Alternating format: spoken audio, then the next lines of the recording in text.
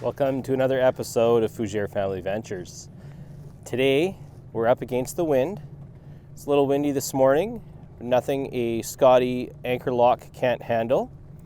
So we've got our pyramid anchor out here. We are anchored in place, and we're going to jump from spot to spot, and we're going to anchor up and cast spoons for Dragon Lake rainbows. And if you haven't done so already, please subscribe to our channel. You're casting in the wind, your line is going to bow quite a bit, so it's even more important to tighten up your line as soon as it hits the water.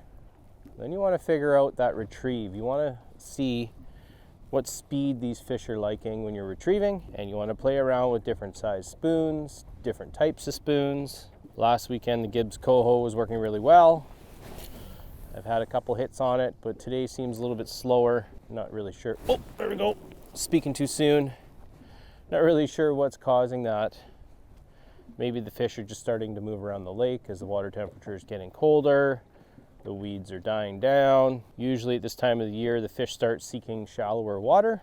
So it's not uncommon to find fish in 3 feet of water on this lake.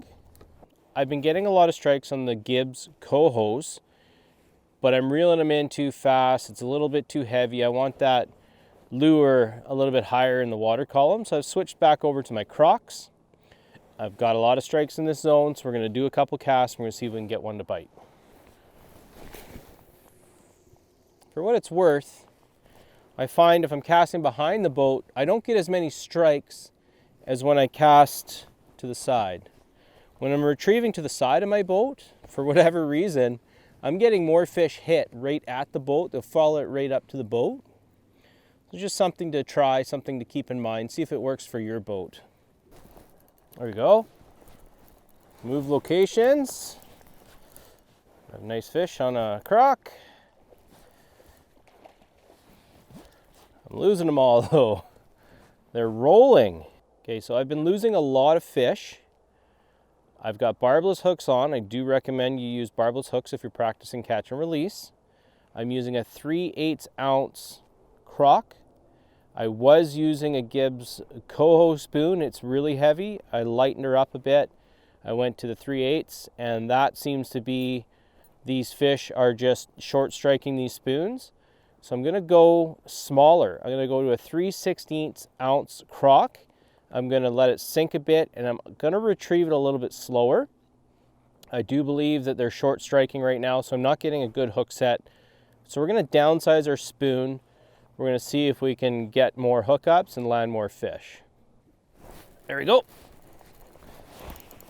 Oh, that's a nice fish. He's coming towards me.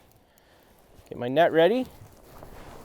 Keep that tension on him while you're getting your net ready.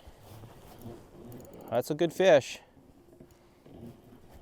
A smaller 3/16 spoon. He is not ready yet. I'm going to try and land him and get another fish. It's a good fish. There you go.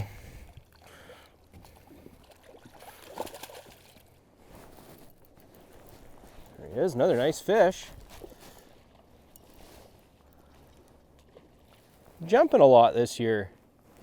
Notice they're very acrobatic this year.